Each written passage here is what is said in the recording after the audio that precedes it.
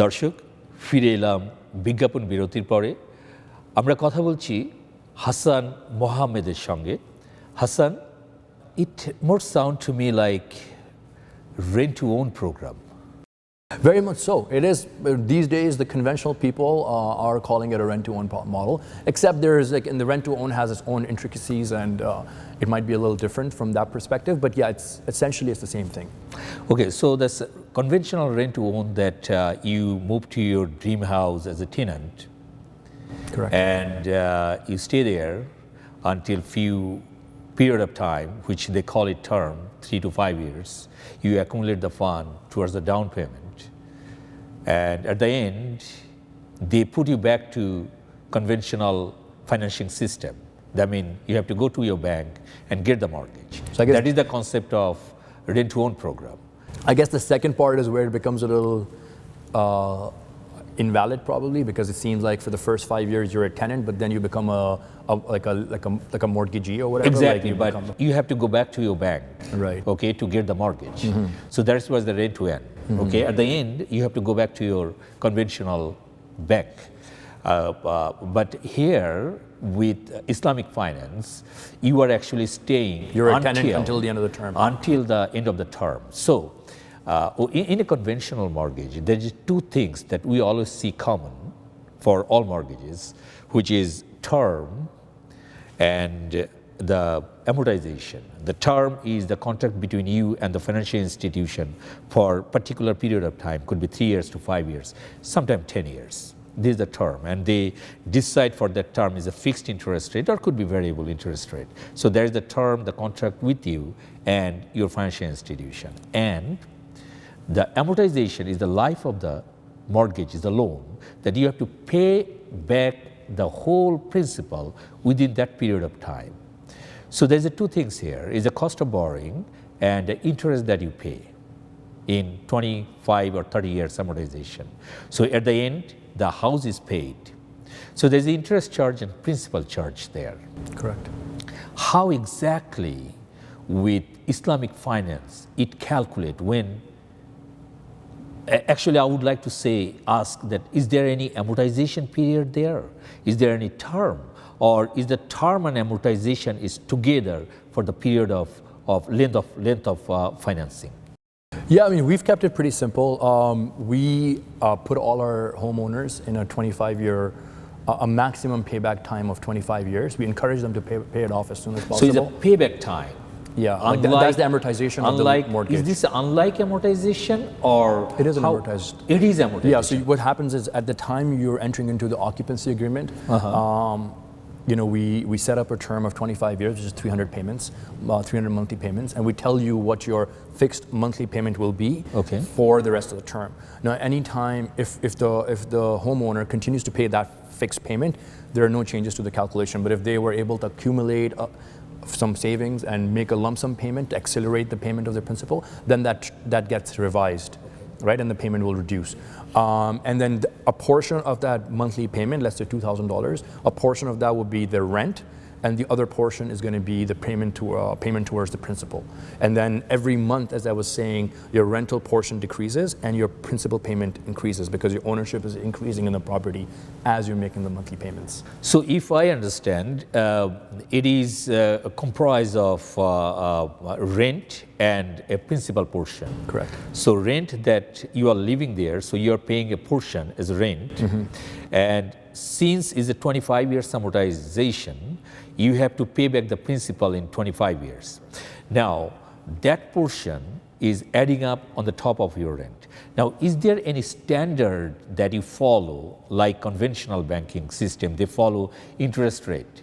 Based on interest rate, let's say 3.5% or 4% interest rate, they charge monthly payment, which consists of interest and principal. What standard you follow to fix the payment? So at the time of the occupancy agreement, we evaluate the market rent of the property. And so that's going to determine what our rent would be. And then we divide it by the cost of the property, which will give us the percentage of our rent. And then you pay let's say that rent percentage these days is about 5.5%. So you would not pay you won't pay 5.5% on the property price. You only pay 5.5% on the portion we own, right? So 5.5%. Isn't it is coming again? There's a fixed, because if I understand riba prohibit any fixed income on something. No, so riba prohibits money over money. Money over money. Yeah, money over money. Okay. It does not. If you are charging money as rent, if you are charging a markup, in terms of a buy and selling transaction, that is not riba. That's just trading. Okay, so that means that your standard of fixing the rent is based on 5.5% of the money they are taking from you. Yeah, at the moment it's 5.5%. That is subject to change. Is that can increase down the road in future because it's 25 years? Yeah, we allow, like, our contracts say that this can be subject to revisions. Obviously, because we are our concept here isn't to abuse our homeowners. So we haven't.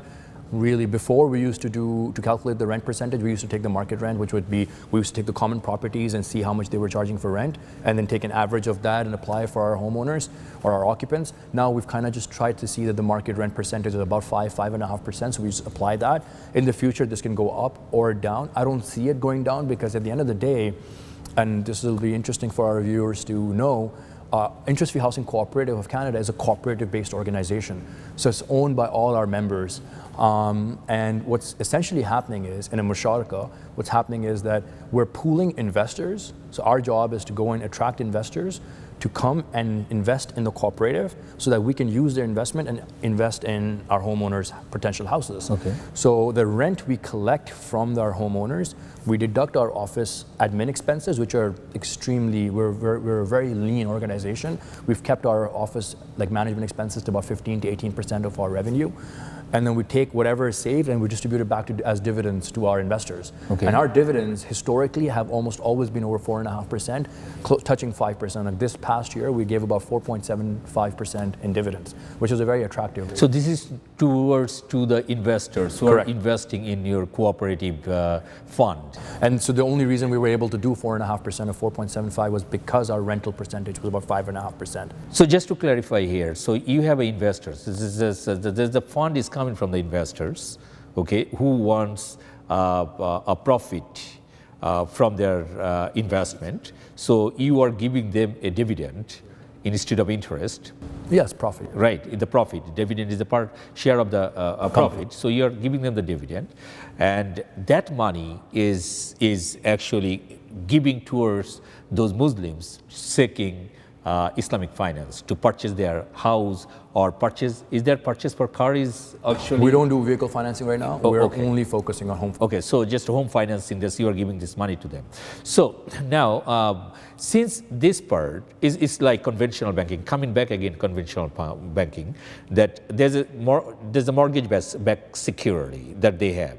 So they have certain percentage they have to give to their investors or their lender. The institute borrow from another institution. They have to give back certain percentage to them, and they lend to their borrower with a higher percentage. So that percentage is the bank's expenses and the cost of borrowing money, and at the end, the borrower is paying higher interest. Now here is a dividend instead of interest, and is the dividend goes ups and down. Okay, the investor's profit goes ups and down.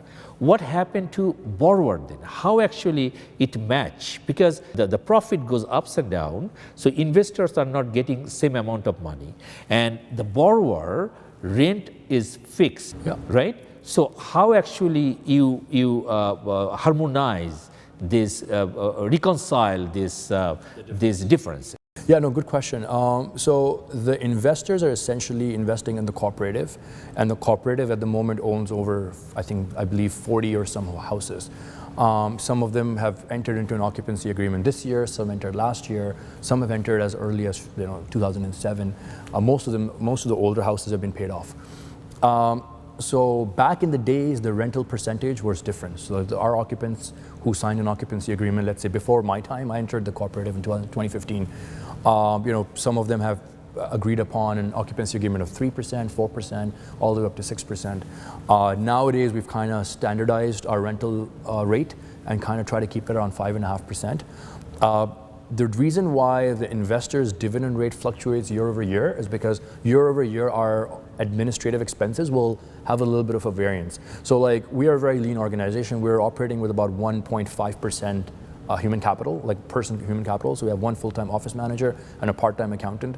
But then we have an auditor who audits our financial statements, and we have some admin overheads like rental expenses, stationery, like a typical expense an office would have. But as I said in my introduction, like we've tried our best to keep them under control, but we can't keep them fixed. Like, expenses will fluctuate year over year, a little bit up and down, and that is what impacts the dividend percentage for our investors.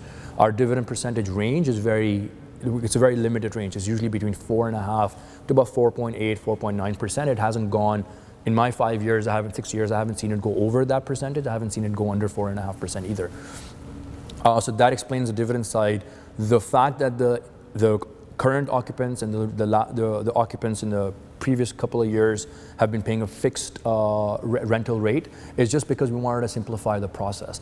Initially, the process was very complicated where we were trying to ascertain the market rent percentage. And now what we're trying to do is we've kind of analyzed the data, especially in like GTA, and we've determined that a 5.5% is typically what anyone in the market is charging as rent anyways. Like if you own a property which is $500,000 or $600,000, you're probably paying rent $1,800 or $2,000 a month, and that equates to whatever it is. And we've done those calculations, analysis, and we've come to the conclusion that 5.5% seems a reasonable rental rate. At that moment. This is subject to revision, obviously. Yeah, okay. So that means that the market rent and the principal portion amortized in 25 years. So isn't it a bit expensive? Absolutely it is. And we get that question all the time. And it's like, I guess, one of the biggest criticisms of the general global Islamic finance industry, especially in the Western countries, like in Europe or here in North America, that, hey, how is it that Islamic finance is more expensive than conventional mortgage? It's a very common question. Yeah, it's a very common question, and we get it all the time. And like, listen, my response to this is twofold. Yeah. We're not even comparing apples to apples. Like Islamic finance here in Canada is probably, I don't know, at the moment it's probably $100 million, $200 million industry, versus conventional mortgage is like trillions of dollars. And Islamic finance is probably 15, 20 years old. I mean, we are since 2007, 2008, but like the oldest housing cooperative here in Canada is about 30, 40 years old, maybe at most. But conventional banking has been here since forever in the capitalist environment. So we're not really comparing the level of regulation, the size of the market. Islamic finance is extremely small. Islamic finance is financed by the community. Conventional mortgages are financed by the central bank. Yeah. As you said, like the retail bankers like TD, and RBC, whatever. Different mortgage-backed securities. They're borrowing from central bank at prime, and then they add their markup of percent, 1.5%, and then sell it at retail mortgage rates. We don't have an unlimited supply of capital being funded to us by the bank, and we can't even borrow from them at interest and repackage it as a Islamic finance product. That wouldn't be Sharia compliant to begin with. We need the banks or whoever the investor is to become an investor in the cooperative and invest in the houses. So we're not really comparing apples to apples.